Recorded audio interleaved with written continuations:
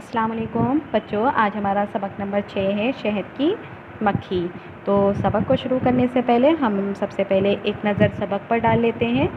दुनिया में हर जानदार, ख्वाह वो बड़ा हो या छोटा, कुछ ना कुछ खसूसियत ज़रूर रखता है। बच्चों, दुनिया में हर जानदार चीज़, चाहे वो छोटी हो या बड़ी हो, उसमें कोई ना कोई खूबी ज़रूर होती है। बाज़ जानदार तो बहुत सी खसूसियात के हामिल होते हैं। ऐसा ही एक जानदार शहद की मक्खी भी है, जिसके ज़रिए तैयार होने वाला शहद दवाई और ग़िज़ाई फ़ायदों से भरपूर चीज़ है। यहाँ शहद की मक्खी पर एक मज़मून आम बोलचाल की ज़बान में इसी के ज़रिए दिया गया है। इस सबक में सादा सलीस अंदाज़ बयान और आसान अल्फाज इस्तेमाल किए गए हैं। इसे पढ़कर तलबा अपनी मालूमात में इजाफ़ा कर सकेंगे और शहद की मक्खी के बारे में भी जान सकेंगे। बच्चों, हम इस सबक के ज़रिए शहद की मक्खी के बारे में जानेंगे। ठीक है, तो आइए हम अपने इस सबक को शुरू करते हैं। मैं हूँ तो बहुत छोटी सी, लेकिन हूँ बड़े काम की चीज़। किसने कहा बच्चों? ये शहद की मक्खी ने। वो क्या कह रही है कि मैं हूँ तो बहुत छोटी सी, मैं देखने में तो बहुत छोटी सी हूँ, लेकिन मैं बहुत काम की चीज़ हूँ। काम काम और बस हर वक्त काम, इसीलिए तो इतना मीठा और बहुत मुफीद यानी फ़ायदेमंद शहद तैयार होता है। लोग मुझे पसंद करें या ना करें, लेकिन मेरे शहद को तो सभी पसंद करते हैं। और पसंद भी क्यों ना करें, शहद के एक एक कतरे के लिए मुझे कई बार मुख्तलिफ़ फूलों से रस लेना पड़ता है। मुख्तलिफ़ किसे कहते हैं? कि तरह तरह के फूलों से उसको रस लेना पड़ता है। ठीक है, तरह तरह के फूलों का रस जमा करना पड़ता है, तब कहीं एक कतरा शहद बनता है। समझ आया बच्चों? एक कतरा शहद कैसे बनता है?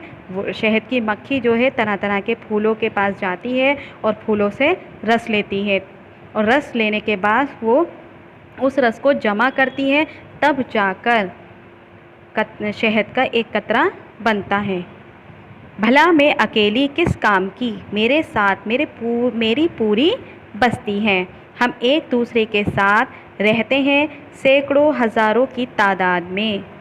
हमारी इस छत्ता नुमा बस्ती में 3 तरह की मक्खियाँ होती हैं। बच्चों, वो जो छत्ता बना होता है शहद का, तो जो छत्ता नुमा बस्ती होती है, तो उसमें 3 तरह की मक्खियाँ होती हैं। पहली मक्खी होती है बस्ती की मलिका, यानी बस्ती की रानी। ठीक है, दूसरी होती है नर मक्खियाँ, और तीसरी होती है काम करने वाली मादा मक्खियाँ। मैं आखिरी ज़मरे की यानी काम करने वाली मक्खी हूँ। मलिका हमारी माँ की जगह है, हम उसका बड़ा ख्याल रखते हैं, उसे ख़ास किस्म की ग़िज़ा लाकर खिलाती हैं। मलिका का काम सिर्फ अंडे देना है, वो दिन भर में 1,500 तक अंडे दे सकती है, इसीलिए उसका जिस्म दूसरी मक्खियों से कुछ बड़ा और लंबा होता है। उसके जबड़ों के दांत बहुत तेज़ होते हैं, लेकिन उसके बच्चों के दांत नहीं होते। मलिका की उम्र भी हमसे ज़्यादा होती है, वो 3 साल तक बआसानी ज़िंदा रह सकती है। बच्चों, जो मलिका होती है बस्ती की, वो 3 साल तक ज़िंदा रह सकती है। ठीक है, काम करने वाली मक्खियाँ मेरी बहनों जैसी हैं। बस्ती में हमारी तादाद सबसे ज़्यादा होती है। घर बनाना और उसे ठीक ठाक हालत में रखना हमारी ज़िम्मेदारी है। हम अपना घर बड़ी कारीगरी से बनाते हैं। हमारे अंदर एक मोम जैसा मादा होता है, जिसको हम लुआब की शक्ल में मुंह से निकालते हैं। लुआब कहा जाता है बच्चों, जैसे थूक जैसा मुंह से निकलने वाला जो मादा होता है, उसे लुआब कहते हैं। ठीक है, इसी से हमारा छत्ता तैयार होता है। इस छत्ते में कई छोटे छोटे खाने बनाए जाते हैं, उनमें हम शहद जमा करते हैं। उन्हीं खानों में मेरी कुछ बहनें नन्ही और नौज़ायदा मक्खियों को पालती हैं। नौज़ायदा कहते हैं कि जो अभी पैदा हुआ हो, जो हाल ही में पैदा होता है ना, तो वो उनको पालती हैं। इन नौज़ायदा मक्खियों को गुलज़र चाहिए, जो फूलों से हासिल होता है। वो हमको यानी काम करने वाली मक्खियों को लाना पड़ता है। रानी माँ यानी हमारी मलिका तो बस अंडे देती हैं। अंडों को सेकने के लिए मुनासिब गर्मी भी चाहिए, उसका इंतज़ाम भी हमें करना पड़ता है। अगर किसी वजह से छत्ता ज़्यादा गर्म हो जाए तो हम अपने परों के पंखे झलकर उसे ठंडक पहुंचाते हैं। 3 दिन में अंडों में से लार्वा निकल आते हैं। लार्वा किसे कहते हैं बच्चों? एक कीड़े मकोड़ों का जो पहला रूप होता है उसे लार्वा कहा जाता है। तो वो 3 दिन में अंडों में से निकल आते हैं। जब तक उनके पर निकलते हैं उनकी बड़ी देखभाल करनी पड़ती है। पहले 3 हफ्तों तक हमको काम में बड़ा मसरूफ़ रहना पड़ता है बच्चों। पहले 3 हफ्तों में वो काम में बहुत ज़्यादा बिज़ी रहती हैं। घर को साफ़ रखना, रानी माँ और नन्ही मक्खियों को खिलाना, दर्जाए हरारत यानी टेम्परेचर को एतदाल में रखना, यानी टेम्परेचर को इस तरह रखना कि ना ज़्यादा गर्म हो ना वो ज़्यादा ठंडा हो। फूलों के रस में से पानी को भाप की सूरत में खारिज करना पड़ता है ताकि वो गाढ़ा शहद बन जाए, और इस तरह की दूसरी जिम्मेदारियों से हमें फुर्सत ही नहीं मिलती। इसके साथ ही हमें बस्ती की हिफाजत भी करनी पड़ती है और बाहर फूलों में से रस चूसकर लाना पड़ता है। हम इस रस को छत्ते में रहने वाली बहनों के हवाले कर देते हैं।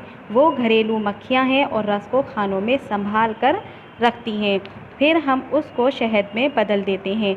जब शहद पूरी तरह पक जाता है तो उस पर मोम की परत चढ़ाकर उसे बंद कर दिया जाता है। इस तरह हम सर्दी के मौसम के लिए भी ग़िज़ा बचा कर रखते हैं, यानी खाना बचा कर रखते हैं बच्चों। वो सर्दी के मौसम के लिए भी अपना खाना बचा कर रखते हैं, ठीक है। और हाँ, बस्ती में रहने वाली तीसरी किस्म की मक्खियों की बात बताना तो मैं भूल ही गई थी। वैसे वो बात भूल जाने लायक ही है। वो नर मक्खियाँ हैं, बिल्कुल निकम्मी और नकारा, खुद अपना पेट भी नहीं पालती। हम ही उन्हें खिलाते पिलाते हैं। हमें मेहनत करनी पड़ती है और ये घर में पड़े पड़े मज़े लूटती हैं। उनमें रस चूसने की सलाहियत नहीं होती, ना उनके पास रस जमा करके रखने की थैली होती है और ना गुलज़र रखने की, और तो और ये इस लायक भी नहीं होती कि अपनी या हमारी हिफाजत कर सकें, क्योंकि उनके पास डंक नहीं होता बच्चों। डंक किसे कहा जाता है? यानी है ना, चुभोने वाली नुकीली चीज़ होती है उनके पास, उसको डंक कहते हैं, ठीक है। यानी ये किसी काम काज की नहीं, सिर्फ अनाज की दुश्मन है बच्चों। वो किसी काम काज की नहीं होती है, सिर्फ अनाज की ही दुश्मन होती हैं। इसलिए गर्मी का मौसम ख़त्म होते ही हम उन्हें अपने छत्तों से बाहर भगा देते हैं। जब डंक का जिक्र छिड़ गया तो एक राज और बता दूं, ये डंक हमारी हिफाजत का सामान भी है और हमारे ख़ात्मे का भी। हम ऐसे भी नहीं कि जो भी सामने आए उसे डंक मार दें। भला जिसका वास्ता रंग बिरंगे फूलों और मीठे मीठे शहद से हो, वो इतनी बुरी कैसे हो सकती हैं। हम दुश्मन को उसी वक्त डंक मारते हैं जब हमें शदीद ख़तरा महसूस हो बच्चों। वो डंक कब मारती हैं? जब उन्हें अपने ख़तरा महसूस होता है तभी वो दूसरे पर डंक मारती हैं। हमारा डंक सीधा मगर कांटेदार होता है। कांटा दुश्मन के जिस्म में काफ़ी अंदर तक चुभ जाता है। उसे निकालने के लिए ज़ोर लगाना पड़ता है, जिससे हमारे अंदर के आज़ा टूट जाते हैं। आज़ा यानी उनके अंदर के जो हिस्से होते हैं वो टूट जाते हैं और हमारा काम तमाम हो जाता है। इस तरह वो ख़त्म हो जाती हैं। रानी माँ की तो बात कुछ अलग है। उसका डंक मुड़ा हुआ बग़ैर कांटों का होता है। कैसा होता है बच्चों? उनका डंक मुड़ा हुआ और बग़ैर कांटों का होता है। वो एक बार नहीं कई बार डंक मार सकती हैं। उसकी जान को इस बात से कोई ख़तरा नहीं होता, आखिर रानी जो ठहरी। खैर छोड़ो ये दुश्मन, डंक और मौत खात्मे की बात। अब कुछ और बात करते हैं। हमारी ज़िंदगी भी बड़ी मुख्तसर या कलील मदद होती है। उनकी जो ज़िंदगी है कैसी है बच्चों? छोटी सी होती है, मगर हमें तो अपने काम से काम रहता है, हम उसी में खुश हैं। वैसे हम रक़्स में भी माहिर हैं बच्चों। रक़्स कहा जाता है नाच को, ठीक है। तो वो कहती हैं कि हम नाचने में भी बहुत माहिर हैं, यानी एक्सपर्ट हैं। बात नहीं कर सकते, नाचकर ही अपनी हरकतों से अपनी बहनों को आगाह करते हैं। मसलन अगर फूलों का बाग छत्ते के करीब हो तो हम रस लेकर छत्ते के पास एक ख़ास किस्म का रक़्स करते हैं। कैसे करते हैं बच्चों? वो फूलों का बाग जब छत्ते के करीब होता है तो वहाँ पर वो रस लेने के लिए जब जाती हैं तो उस छत्ते के पास एक ख़ास तरह का वो नाच करके दिखाती हैं, मतलब नाचती हैं। अगर फूल छत्ते से दूर हों तो हम अपने पेट को हिलाकर दूसरे किस्म का रक्स करते हैं। ठीक है, वो दूसरी तरह का नाच करके दिखाती हैं उस टाइम पर। इससे मक्खियों को फूलों की दूरी और सिमत का पता चल जाता है। ये बात लगभग 199 साल कबल 1900 में ऑस्ट्रेलिया के एक साइंसदान को मालूम हुई थी। बच्चों, ये बात किसको मालूम हुई थी सबसे पहले? ऑस्ट्रेलिया के साइंटिस्ट को। उसका नाम था कॉरल वॉन फ्रिच। उनका क्या नाम था बच्चों? Karl von Frisch. ठीक है, अब बहुत देर हो चुकी है, फूलों का बाग भी यहाँ से काफ़ी दूर है। आप शहद का लुत्फ़ लीजिए, मैं ज़रा इसकी थैली भराऊँ।